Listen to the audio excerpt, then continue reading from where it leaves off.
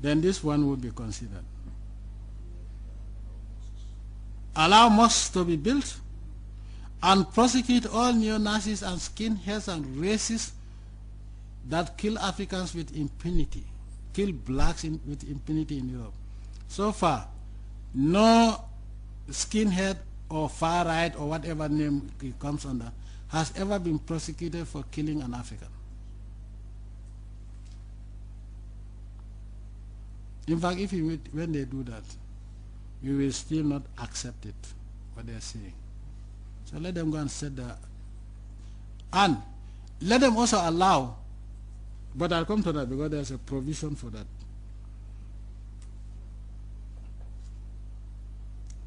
Again, 10, review of the provisions of the death penalty in the elements of the criminal code and other laws.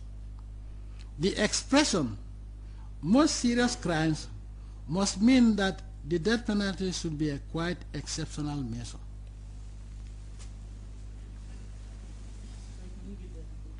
Now what they are saying is that most serious crime, and that makes it exceptional. If you kill somebody, I don't think there's anything more exceptional than that. When you commit treason and want to destabilize the country, I don't think there's any crime more serious than that. Assange says that if he's deported to a particular country, he faces the death penalty for revealing what that government was saying about other people. He didn't write anything new. He only let the whole world know what other countries have been saying behind closed doors. And he runs the risk of facing the death penalty for that. And they are saying that criminals that rob, armed robbers, rapists, murderers, drug dealers should be treated exceptionally. That is also a non-starter. And that, they are giving us 6 months for that. Review of the death penalty by the National Assembly, 12 months. Review of the death penalty by the National Assembly and propose to introduce a de jure moratorium is 24 months. Review of the provisions of the death penalty in the elements of the criminal code and other laws. The expression most serious crimes must mean that the death penalty should be a quite exceptional measure. Who are they to tell us what should be death penalty? What should be the provisions of the death penalty? They are giving us 6 months. I promise them that not in 6 billion years would I listen to this, as long as I'm breathing. 11, right? Now coming to 11.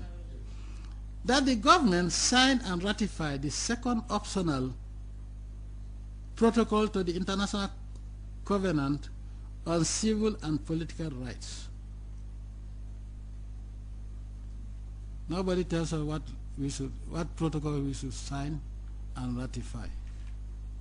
And in fact, they are very intelligent. It said that it is an optional protocol.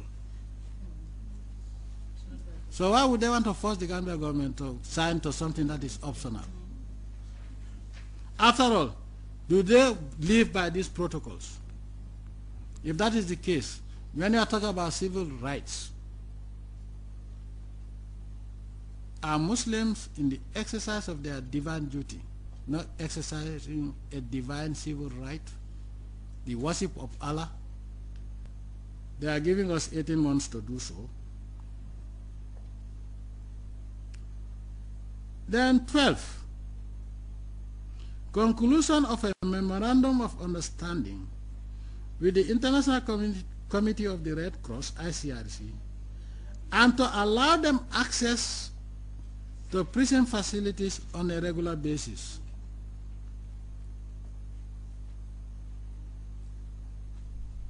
We are not a colony of the ICRC, and the ICRC was set up to deal with cases of war. We don't have prisoners of war, so we have no requirement for ICRC to be visiting our prisons regularly. on a regular basis. That is not going to happen. However, they are allowed to build better prisons with television and a jacuzzi. Let them build a 5-star hotel for a prison. We will use it as a prison. But the idea of prison also is to set up a deterrent. But they can build a 5-star hotel and offer it to Gambia government to use it as a prison. I will use it as a prison. Then 13 says, provision of regular and timely access for diplomatic corps. Okay, this one they're talking about 3 months. We should sign it with the ICRC. Then provision of regular and timely access for diplomatic corps. 1 month. Access to our prisons. What have the diplomatic corps got to do with our prisons? There are stipulated regulations governing nationals that are incarcerated, but that will be restricted only to minor offenders. Anybody who commits a capital offense and you are convicted by a court of law, yours sincerely, you will never see them.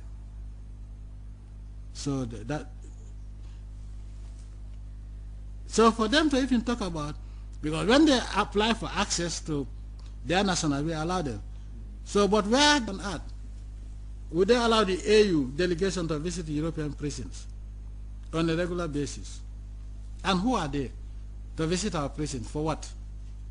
It is not going to happen in 1 billion years. They're giving us 1 month. I can tell you that 1 month should be translated to 1 million light years. You know what a light year is? 1 trillion years. Then 13, 14, and then now they are coming up. Whereas the others are immediate 3 months, 6 months, 1 month, presentation of costed proposals to improve prison detention facility conditions. They have been talking about these conditions, and I told them let them fix it if they can. We are using our means, we are living within our limits, and we are providing within our limits. About 4 years ago, why would regular visit by diplomatic corps be 1 month, and improvement of this should be within 12 months? So we have to do all this, and then they consider, because they are saying proposal, they are not saying EU would fund it. They are saying proposals within 12 months. Then 15? Provision of information on the UN Convention Against Torture, CAT, ratified on June 6, 2006. The fact that we have ratified, what is their problem? What more information do they want? And we should provide that information within 3 months. Who are they? When they deport Gambians, they handcuff them and put them in public planes. All people that come deported are handcuffed, and some of them become mad within 6 months because they are injected. And they are giving us 3 months to provide information. Information on what? What about the Africans? They deport and handcuff them like pigs. This is unacceptable. Again, 16, signing of the optional protocol to the Convention Against Torture. They are giving, that we should sign the optional protocol within 6 months. And the last, establishment of a Human Rights Commission by the Commonwealth Secretariat. Are we a colony of the Commonwealth? Why is the same Human Rights Commission not established in areas where blacks are killed on a daily basis and their killers are never found? Not long ago, a Gambian was killed. 2 Gambians have been killed in Europe. And nobody has ever been prosecuted since. But also blacks die like dogs, and that's it. Blacks are stabbed, their houses firebombed, burnt down by so-called nationalists or far right, and nobody has ever been prosecuted. And all Africans deported are handcuffed. Are they criminals? After all, what offense did they commit? The fact that God created them to be black, is that an offense? When they were here for 400 years, it should have been an offense because they are not supposed to be here. And knowing that they were driven by poverty to come to Africa. For Your Excellency's information, His Excellency the Ambassador to Brussels was tasked to review the submission provided by the Attorney General's chambers. This provision I have not seen. And the final meeting will be convened on Tuesday, 8th January, to come up with government's position on the different issues raised.